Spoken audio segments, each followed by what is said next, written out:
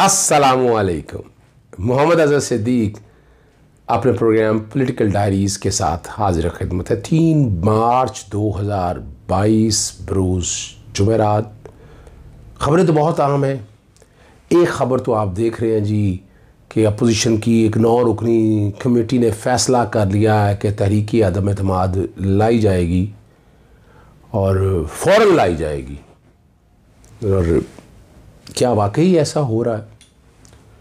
और एक बात को आपके सामने रख दी कि कोई भी इत्तेहादी तहरीक अदम एतमाद का साथ देने के लिए तैयार नहीं है। पाकिस्तान मुस्लिम लीग नून काफ की लीडरशिप से वज़ीर-ए-आज़म इमरान खान की मुलाकात होगी और MKM से ये सारे मामलात आपके सामने नज़र आ चुके हैं।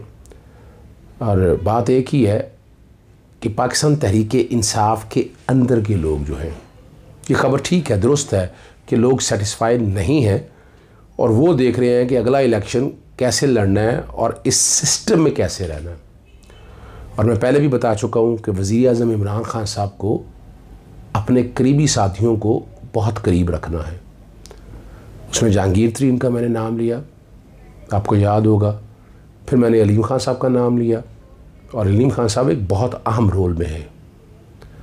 और मैंने जुल्फ़ी बुखारी का भी लिया और मैंने वजह भी बताई कि शहजाद अकबर आखिरीन इन दोनों को दूर करने में कामयाब हो गया। और परफॉर्मेंस आप लोगों ने सब देख लिए, मैं उस पर गुफ्तगू नहीं करना चाहता। ये जो मैंने 3 नाम आपके सामने रखे हैं ना, उसमें 2 नाम बहुत अहम हैं। और वज़ीर-ए-आज़म इमरान खान जो उनकी करीबी टीम को उन पे हाथ रखना चाहिए, प्यार करना चाहिए। अभी तक नाजायज़ चीज़ कोई सामने नहीं आए। अलीम खान साहब करप्शन या करप्टर से कोई बात है ही नहीं। उनकी जो मिनिस्ट्री है, मैंने सारे कागज़ देखे हैं, हर चीज़ डिक्लेयर है उनकी। जहांगीर तरीन कोई अनोखी चीज़ नहीं कर रहे हैं। जहांगीर तरीन जो शूर का बिजनेस सारे ही कर रहे हैं। तो ये तो जो बात है ना, ये बैठ के कहना, बहरहाल ये फ़ैसला जो है इमरान खान साहब उनके करीबी रफ़का को करना है। तहरीक अदम एतमाद ड्रम से नीचे गिर जाएगी। और मैंने आपके सामने आर्टिकल 95 भी बता दिया था। फिर बैकग्राउंड पे चल रहा है वजाहत के लिए कि 20% के करीब लोग तहरीक अदम एतमाद मूव करेंगे, कम से कम 3 दिन और ज़्यादा से ज़्यादा 7 दिन, 3 से 7 दिन के अंदर तहरीक वोटिंग होगी।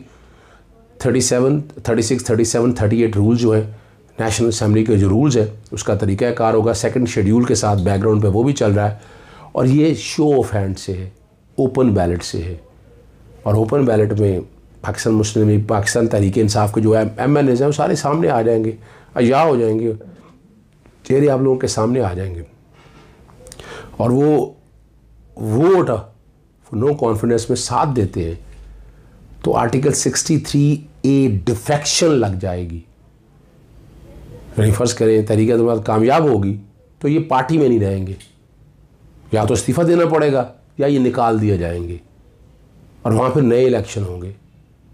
वो जितने भी हो 10, 15, 20 जो भी रखे हुए हैं, अभी तो बाहर सुनने में यही आ रहा है 8 से 10 के करीब है, लेकिन ये तादाद इससे ज़्यादा भी हो सकती है और कम भी हो सकती है। इतना आसान काम नहीं है। और अगर गेट नंबर 4 एस्टेब्लिशमेंट ने इमरान खान साहब का साथ रखा, यानी वो एस्टेब्लिशमेंट का डर और खौफ इस कॉन्टेक्स्ट में है कि वो पैसे वैसे नहीं ले जा सकेंगे। आपको पता है छांगा मांगा नहीं हो सकेगा और बड़ा मुश्किल है। ये ईमान पे आप करें, मेरिट पे आप करें तो कोई हर्ज नहीं है। ज़ाहिर अभी तक एस्टेब्लिशमेंट जो है ना वो इमरान खान के साथ खड़ी है और वो स्टेट के साथ खड़ी है। दूसरा जो इशू आपके सामने रखना है वो बड़ा अहम है और ये मेरे हाथ में आप देख रहे हैं, ये कोई तकरीबन 36-37 सफ़ों की है। ये ब्रेकिंग खबर इस हवाले से है कि इलेक्शन कमीशन के मेंबरान जो हैं, chief election commissioner Sikandar Sultan Raja साहब और निसार अहमद दुरानी साहब और शाह महमूद जतोई के अगेंस्ट सुप्रीम जुडिशल काउंसिल में रेफरेंस दायर कर दिया गया है। और दायर करने वाले का नाम जो है मोहम्मद असलम मलिक है, साना मोहम्मद शरीफ मलिक। ये कनाडा से ताल्लुक़ है इनका और ट्रैक रसीद भी मुझे उन्होंने भिजवाई है, बाई कोरियर भिजवाया है और ये सुप्रीम जुडिशल काउंसिल को बाकायदा मिल चुका है। सदर पाकिस्तान को भी मिल चुका है और registrar supreme court of Pakistan को भी मिल चुका है। अब इस पर कार्रवाई क्या होनी है वो देखने वाली बातें हैं। उन्होंने बुनियादी तौर पर जो नुक्ता उठाया वो बड़ा अहम है। एक तो आपको पता है कि आर्टिकल 215 के तहत टर्म ऑफ कमिश्नर है और उसमें बताया हुआ है कि जो कमिश्नर है वो कैसे तैनात होगा और उसको निकाला कैसे जाएगा, मेंबर्स को भी और कमिश्नर को भी, आर्टिकल 209 के तहत। और 209 आर्टिकल इसी में चल रहा है, ये पूरा रेफरेंस चल रहा होगा आपको समझने के लिए। बुनियाद क्या बनाई है वो समझना है आपने। इलेक्शन एक्ट के सेक्शन 3 का जिक्र किया है कि इलेक्शन कमीशन क्या काम करेगा, 4 का जिक्र किया है वो डायरेक्शन क्या करता है, और 8 का जिक्र किया कि फेयर इलेक्शन कराने हैं। ये आर्टिकल 218 की 3 के बराबर है। और जिक्र किन केसों का किया है, ख़ास तौर पर जिक्र किया है सेनेटर कमरान मुर्जा वर्सेस अली मीन गंडापुर के केस का जिक्र किया है, जिसमें उनको नाअहल करार दे दिया था। इनके आर्टिकल 218(3), सेक्शन 3, 4, 8C और 234(4) इलेक्शन एक्ट 2017 के तहत। इसी तरह मोहब्बत खान वर्सेस कैप्टन ज़ुबैर में भी ये जो है ना शाह महमूद खान को जो है ना और जो MP या प्रोविंशियल मिनिस्टर थे उनको भी डिस्क्वालीफाई कर दिया था, शाह महमूद खान को। ये इस्लामाबाद हाई कोर्ट में चैलेंज हुआ। इस्लामाबाद हाई कोर्ट ने दोनों रिटों में 11 फरवरी को जो है इनको नाअहल करने का फ़ैसला जो है ना वो सेट असाइड कर दिया। अब ये इलेक्शन कमीशन का मिसकंडक्ट इस कॉन्टेक्स्ट में वो कह रहे हैं कि इनको कानून नहीं आता, यानी इलेक्शन कमीशन के पास किसी को नाअहल करने का इख्तियार है नहीं। और इस बुनियाद के ऊपर उन्होंने जिक्र करके कहा है कि मिसकंडक्ट किया है इनको रिमूव किया जाए आइन के आर्टिकल 209 के तहत। और जैसे मैंने बताया ये बाकायदा वसूल हो चुका हुआ है और अब ये सुप्रीम काउंसिल की मर्ज़ी है कब लगाते हैं या नहीं लगाते इस केस को। बहरहाल ये उनके अगेंस्ट जो है रेफरेंस फाइल हो चुका है। चलते हैं अगली 2-3 ख़बरों की तरफ। कुछ ख़बरें रह गई थी और आपको पता है सबा कमर और बिलाल सईद के अगेंस्ट फ़र्द जुर्म आयद की कार्रवाई होगी 16 मार्च को। इन्होंने दरख्वास्त दी थी कि बरी किया जाए और कई जिक्र करते हुए कि 10 रोज़ के बाद दर्ज हुआ और जस्टिस ऑफ पीस के अंदराज मुकदमा की दरख्वास्त पर हुआ। महकमा औकाफ़ की इनकारी रिपोर्ट में मुलज़मों के हक़ में है। औकाफ़ के रीजनल मैनेजर रिपोर्ट में कहा कि मस्जिद वज़ीफ़ा में कोई खिलाकी अमल नहीं हुआ है। ड्रामे की अक्सबंदी के दौरान कोई गैर अखलाकी लिबास ज़ेब तन नहीं किया, कोई गैर अखलाकी हरकत नहीं की है। रक्स की वीडियो इलेक्ट्रॉनिक डिवाइस में बतौर सबूत है और ये प्रोसिक्यूटर ने कहा मस्जिद इबादत की जगह है, रक्स की जगह नहीं है। रंजीत सिंह का अपना मुजस्मा तोड़ने का वाक़या हुआ तो सारे रोशन निकाल इकट्ठे हो गए। इधर समझिएगा बात, यानी रंजीत सिंह का जब टूटा आप सब ने देखा यहाँ सब इकट्ठे हो गए। तो वो बात करते हैं तो एक ही तरह का रवैया आपको रखना है। प्रोसिक्यूशन को मुलज़मों के ख़िलाफ़ केस साबित करने का वाज़ेह मौका दिया जाए और इस पर जो है अदालत ने पहले फ़ैसला महफूज किया था, वो दरख्वास्त खारिज कर दिया। इसको यकीनन वो आगे सेशन कोर्ट में चैलेंज करेंगे, फिर हाई कोर्ट भी आ सकता है, लेकिन बहरहाल 16 मार्च के लिए दरख्वास्त जो है ना वो रख दी है। एक और बड़ा अहम इशू है, आप लोगों ने मुझसे पूछा भी था, वो नॉन पेड कस्टम गाड़ियों के मुतालिक बड़ा फ़ैसला है। होता ही है स्मगल गाड़ियाँ आती हैं, कस्टम पे नहीं करते, वो सीज़ कर दिए जाते हैं और उनको हवाले कर दिया जाता है। अब यहाँ अदालत ने जो फ़ैसला दिया है ना वो बैकग्राउंड पे चल रहा है। जैसे अमजद रफ़ीक साहब ने बहुत अच्छे फ़ैसले दे रहे और बड़ी मेहनत करते हैं। तफ्तीश मुकम्मल किए बगैर नॉन कस्टम पेड गाड़ी असल मालिक के हवाले नहीं की जा सकती और सुपुर्दारी से मुतालिक नए एक असूल तय कर दी। सुपुर्दारी होता है कि गाड़ी फॉर द टाइमिंग आपके हवाले कर दी जाती है जब तक केस नहीं चल रहा। ये बेसिकली केस प्रॉपर्टी होता है। अदालत तफ्तीश जो है ना मुकम्मल किए बगैर नॉन पेड कस्टम गाड़ी जो है ना शहरी को सुपुर्दारी के मुतालिक सेशन कोर्ट का जो फ़ैसला है वो कलअदम करार दिया और दरख्वास्त गुजार की दौरान ड्यूटी शहरी की गाड़ी को रोका और कस्टम कार्रवाई का आगाह किया।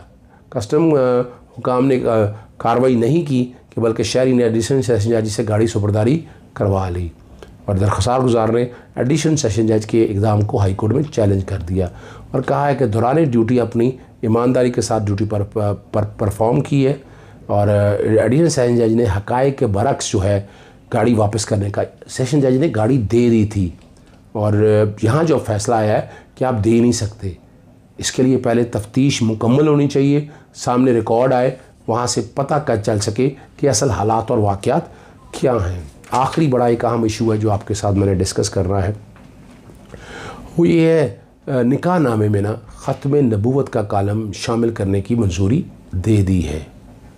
और ख़त्म नबूवत में बड़ी क्लैरिटी है जी, ला इलाहा इल्लल्लाह मुहम्मद रसूलुल्लाह। मुसलमान अगर अपने आप को कहता है, ये मुसलमानों के हवाले से बात हो रही है कि एक मुसलमान जब निकाह नामे के हवाले से बात करते हैं ना, तो उसमें ये शिक है। और 26 अक्टूबर को पंजाब असम्बली जो है ना, हुकूमत और अपोजिशन ने मुत्तफ़िक़ा तौर पर ये करारदाद मंजूर की थी और कहा था कि ख़त्म नबूवत का कॉलम जो है ना निकाह नामे में आप करें, मैरिज जो मर्ज़ी जिस तरह करें, लेकिन आप अपने आपको मुस्लिम डिक्लेयर नहीं कर सकते। मुस्लिम डिक्लेयर करने की कंडीशन ये है, ये कंडीशन ये है, याद रखिएगा, ये ज़रूरी है कि ख़त्म नबूवत पर ईमान होना। आपको पता है इलेक्शन एक्ट के अंदर नवाज शरीफ के दौर में क्या हुआ था, मुखालिफनामा निकाल दिया गया था। वो इसलिए कि मैं ख़त्म नबूवत पर यकीन रखता हूँ।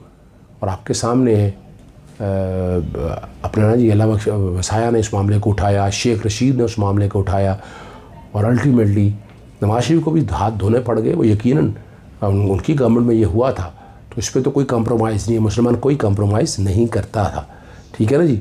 और करारदाद के अंदर बस यही वाज़ेह तौर पर कहा था कि यहाँ जो है ना अभी पहले सूबाई काबीना मंजूरी दी गई और फिर ये कानून में अमेंडमेंट होगी, ठीक है ना जी। ये कानून में अमेंडमेंट होनी है रूल्स के अंदर, ठीक है ना जी।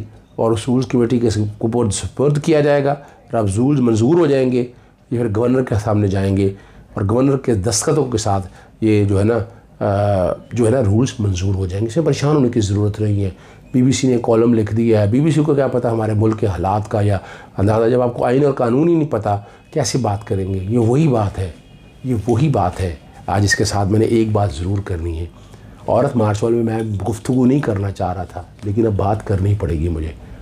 उन्होंने कहा अबॉर्शन की इजाज़त होनी चाहिए। यहाँ अबॉर्शन जो है ना, ये जुर्म काबिल दस्तंदाजी पुलिस है। आप औरत को जान बचाने के लिए तो कर सकते हैं, लेकिन आप इस तरह बच्चा जो जान, ये कत्ल है ना, बच्चा पैदा होने वाला है, बाकायदा उसकी एक लाइफ है, उस लाइफ में अगर आप ज़ाया कर देंगे तो ये गोइंग टू बी मर्डर। तो इसलिए उसकी जुर्म काबिल दस्तंदाजी सज़ा है। इसी तरह एक और कॉन्सेप्ट लेकर चल रहे हैं कि मेरा जिस्म मेरी मर्ज़ी को सामने रखकर जिस वक्त मर्ज़ी मैं चाहूँ किसी के साथ रह लूँ, शादी करूँ या ना करूँ, तो ये रेप के मुतल्लिक़ा प्रोविजंस है। वो इतलाक़ होता है उनका, उसका इतलाक़ होता है। यानी रेप विद कंसेंट और विदाउट कंसेंट दोनों ही जुर्म काबिल दस्तंदाजी पुलिस है और दोनों के अंदर सज़ा दी गई है। आप ये कहें कि आपको ये इजाज़त दे दी जाए, ये तो हो नहीं सकता है। आज जब जुर्म काबिल दस्तंदाजी पुलिस है, आपको उसका इतलाक़ करना है, उस पर अमल दरामद होना है। चंद लोग अगर ये कहें कि जनाब इस कानून को बदल दिया जाए, राइट टू, उनका है राइट टू स्पीक तो है, घर में करें, हॉलों में करें, लेकिन आप 22 करोड़ अवाम के अगेंस्ट बगावत तो नहीं ना कर सकते। 22.5 करोड़ अवाम ये चाहती है, वो चंद लोग नहीं चाहते। तो पाकिस्तान के कानून में गुंजाइश नहीं है इस बात की। आप हाँ आप किसी और कम्युनिटी से ताल्लुक़ रखते हैं तो वो एक अलहदा इशू है, वो एक अलहदा इशू है। लेकिन पाकिस्तान कानून के साथ अबॉर्शन नहीं हो सकती, ना ज़ना हो सकता है यहाँ, ना रेप हो सकती है यहाँ।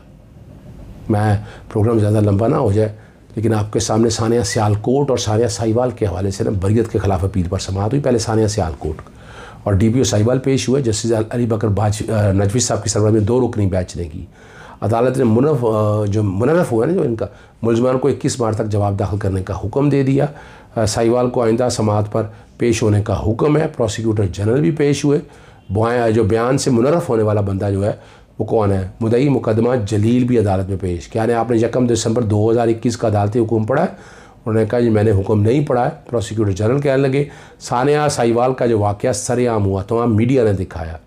मोहम्मद वसीम बतौर गवाह अपने बयान से मुकर गया। तहरीर में लिखा है अदालत अजीब पंजाब को गवाह वसीम को तहफ़्फ़ुज़ फराहम करने का हुक्म दिया था, यही वजह में आपसे मुआवनत मांगी गई थी। और DPO इस बारे पूछा जा सकता है। मुकदमा के तमाम 24 गवाह अपने बयान से मुकर गए। अब यार यहाँ क्यों ये बात कहें जब गवाह ही मुकर गए हैं, इसमें अदालत क्या कर सकती है? ये भी एक कन्फ्यूजन है हमारे पाकिस्तानी निज़ाम में, क्यों गलत ये किया, आवाम को गुमराह क्यों किया जा सकता है? कोई भी गवाह जो अदालत में पेश ही नहीं हुआ। जलील और जमील जो है अपने बयान से मुनर्रफ हो चुके हैं, और जब दोनों ही बयान मुनर्रफ हो चुके हैं तो उन पर जरा भी की गई, यानी यहाँ भी ये भी रिकॉर्ड की बात है। और क्या जलील, जमील और अफजाल, जुल्फ़कार और नईम वसीम अदालत में मौजूद है? नईम फौत हो चुका है, बाकी तमाम गवाह अदालत में मौजूद है। गवाह ने एक इंटरव्यू में कहा कि मेरे सामने वक़ुआ ये हुआ है, यह बयान मौजूद है। प्रोसिक्यूशन ने गवाहों के इंटर वाले बयान क्यों नहीं पेश किए? तफ्तीशी अफसर के ख़िलाफ़ भी कोई कार्रवाई नहीं की गई है। समाअत 21 मार्च तक मुलतवी हो गई है। और अगला जो आपके सामने सानिया साहिवाल के मुलज़िमों की बरियत के ख़िलाफ़ जो है ना जी, ये आप लोगों के सामने मैंने सॉरी ये सानिया साहिवाल का इशू है। सियालकोट गलती से मेरे से निकल गया है। ये सानिया साहिवाल के हवाले से ये बात है। और ये देखें ना, अगर मुद्दई पीछे हट जाए, या तो फसाद फिलर्स इसमें लगा ना 311, वो हम 311 लगाते नहीं। आज आपके सामने बैकग्राउंड में 311 में चला रहा हूँगा आप लोगों की आसानी के लिए। और हर जुर्म में अगर यानी नूर मुकदमे केस में अगर 311 लगा होता तो हालात कुछ और होते। यानी फ़र्ज़ करें आज सुलह में अपने बाप अगर सुलह कर ले इनका आके इनसे, और अल्टीमेटली सुलह होनी है नूर मुकदम के केस में, और 311 लगा हो तो सुलह पॉसिबल नहीं है। प्रोग्राम ज़्यादा लंबा हो गया, इजाज़त चाहूँगा। अस्सलाम वालेकुम, अल्लाह हाफ़िज़, पाकिस्तान जिंदाबाद।